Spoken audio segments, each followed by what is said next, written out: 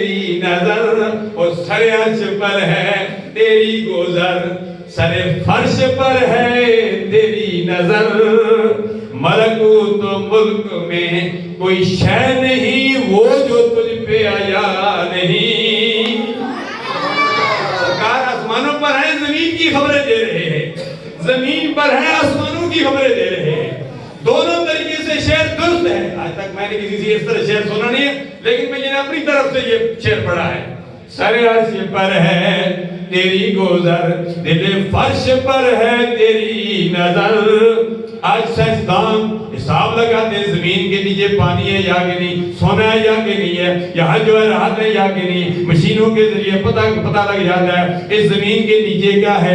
اللہ کے پیارے حبیب علیہ تحیت و ثنا نے جو کچھ زمین کے اندر تھا اللہ کے پیارے حبیب نے بتا دیا، جو کچھ اندر تھا، جو کچھ آئندہ ہونے والا تھا اللہ کے پیارے حبیب نے بتا دیا۔ اللہ کے پیارے حبیب نے فرمایا کہ ایسا وقت آئے گا، سیاستہ کی حدیث ہے کہ ایسا وقت آئے گا، اللہ کے پیارے حبیب علیہ تحیت و ثنا نے فرمایا زمین سے سونا نکلنا شروع ہو جائے گا، زمین سونا اگلے گی۔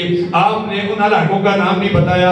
اللہ کے پیارے حبیب علیہ تحیت و ثنا نے جس طرح فرمایا ایسے ہی ہو رہا ہے۔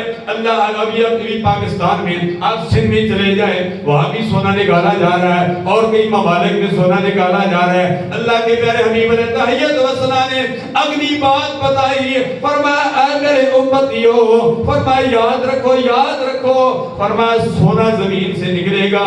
اس سونے کے لیے اللہ کے پیارے حبیب نے مثال دی، فرمایا ہر آدمی چاہے گا میں سونا حاصل کروں، فرمایا 100 آدمی سونا لینے کے لیے دوڑے گا، سونا لینے کے لیے دوڑے گا، میں سونا دوں، فرمایا 100 آدمیوں میں سے 99 آدمی قتل ہو جائیں گے۔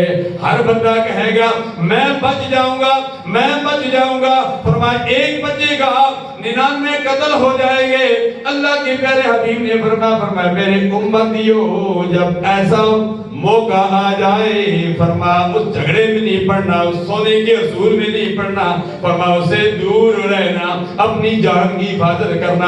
اللہ کے پیارے حبیب علیہ تحیت و ثنا کو اپنی امت کی بھی فکر ہے، میں عرض کر رہا ہوں۔ اللہ کے پیارے حبیب علیہ تحیت و ثنا فرماتے ہیں عائشہ صدیقہ رضی اللہ تعالیٰ عنہ جتنے ستارے آسمانوں پر ہیں اتنی نیکیاں عمر فاروق کی ہے۔ عائشہ صدیقہ رضی اللہ تعالیٰ عنہ کی آنکھوں سے آنسو نکل آئے، عرض کرنے لگی یا رسول اللہ صلی اللہ علیہ وسلم، سمجھ نہیں آئی یا رسول اللہ میرے ابو حضور صدیق اکبر کی نیکیاں کیسے کدھر چلی گئی؟ اللہ کے پیارے حبیب نے فرمایا صدیق اکبر کی ایک نیکی حضرت عمر فاروق کی ساری نیکیوں پر بھاری ہے۔